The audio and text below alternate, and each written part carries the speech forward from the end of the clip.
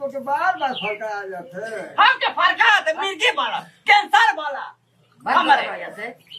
बार वो तो ढेला चला के कपड़ा पर मार दे बस 20 को टाका लग जाए भाई ने कराओ छियो के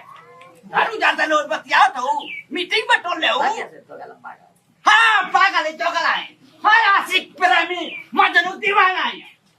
बतियाओ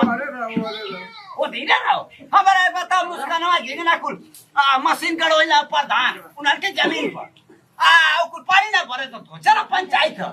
के जाए तोरी पंचायत में ही बता तोके बार बार कब पलट देबे तू तो कोनो भरोसा है हमारे गांव का कौनो ना सपोर्ट करत हम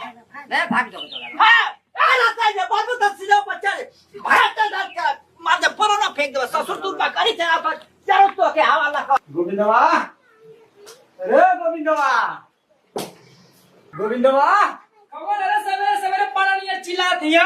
आज आप हमको मारे खातिर अरे प्रधान जी चिन्हत ना हवे का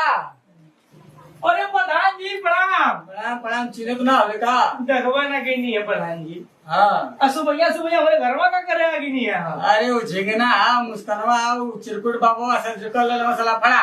हमार पीट दिला मस्का पूरा बुढ़ऊ घर भर गांव बटोर लिया हम पंचायत करत हूं हमारे घरवा हां तोरे घर पंचायत होई हमरे पीछे प्रधान जी आप क्या करें उन लोगों के चक्कर में झूठे ना पड़े है नी अरे अब गांव घर का से तब बेटा झेले के पड़ेला प्रधान होले के नाते 30 दिन में 15 दिन बुढ़वा का झगड़ा होता है से केहू से केहू से वो अने से रोज रोज शिकायत है कि हमारा काम पर तो यार फाट जाई अब तो वहीं जेल होन के जय प्रधान जी ले हमारा कब तक होन के जेल आज तू जेल और आज सुनी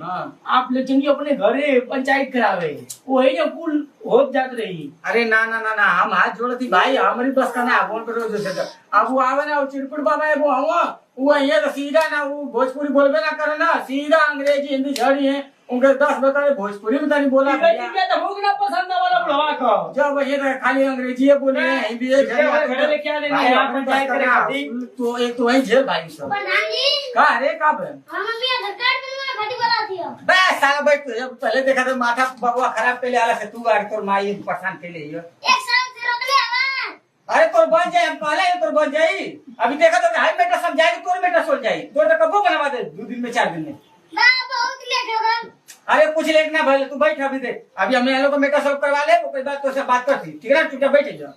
जल्ला ससुर यहाँ में डरा ना शाम को देखा तो चिरकुटवा आवा तो झगड़ा कई के लड़ाई कई के तुम बच गया तो आधार कार्ड कुल बना